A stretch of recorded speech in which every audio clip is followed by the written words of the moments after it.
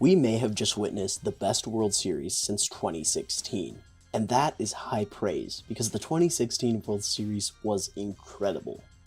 But this World Series had it all. It started with a Game 1, where it felt like all the pressure was on Toronto to prove that they could even contend. It seemed like just about everyone was expecting a Dodgers sweep, but off the back of the offensive explosion for the Blue Jays in the 6th, Toronto shocked the world and turned the series on its head. Then, in Game 2, after Blake Snell was hyped up as the ace of aces for the Dodgers, it was Yoshinobu Yamamoto throwing a complete game, only giving up 1 run, that sealed the win for the Dodgers. Then, of course, was perhaps the most incredible game of the entire playoffs, an 18-inning thriller where Freddie Freeman's walk-off homer was the sole reason the Dodgers took a lead in the series. The Blue Jays then went on to steal 2 commanding wins in LA, scoring 6 runs in each, while the Dodgers' bats remained cold, and they took the series lead back from the Dodgers.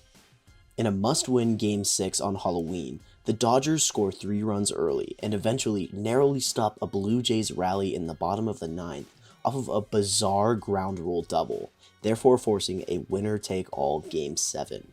Finally, the Blue Jays led for the entirety of Game 7.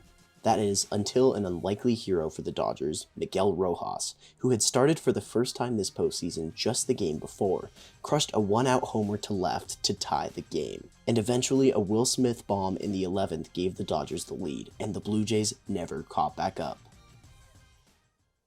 This World Series really had it all. Storylines, drama, nail-biters, you name it, it had it. And no disrespect to the Dodgers, but it really feels like the Dodgers had no business winning this World Series. Looking back on the series as a whole, it felt like the Blue Jays had them beat in hitting, pitching, and honestly defense too. Yet, anytime it felt like the Blue Jays finally had LA on the ropes, they just couldn't finish them off. It feels like the small moments for Toronto where they just couldn't make it happen eventually piled up. Take, for instance, Isaiah Kiner-Falefa getting thrown out at home in what would have won the World Series for the Jays. He simply did not get a good enough secondary lead and didn't react to the hit quick enough. It's not like Kiner-Falefa lost the whole World Series for the Jays or anything, but given how close the out ended up being, that small little mistake will definitely haunt the Jays fan base for the foreseeable future. And all being said, we just witnessed an incredible Dodgers team cement themselves as a modern dynasty once and for all. And on the other side of the coin, we witnessed a Toronto team that finished last in their division just last year pull off an incredible playoff run. And this will definitely be a World Series to remember. Bounces one up the middle, bats to the bag, over to first to beat the champ. You gotta knock him out. The Dodgers stand tall.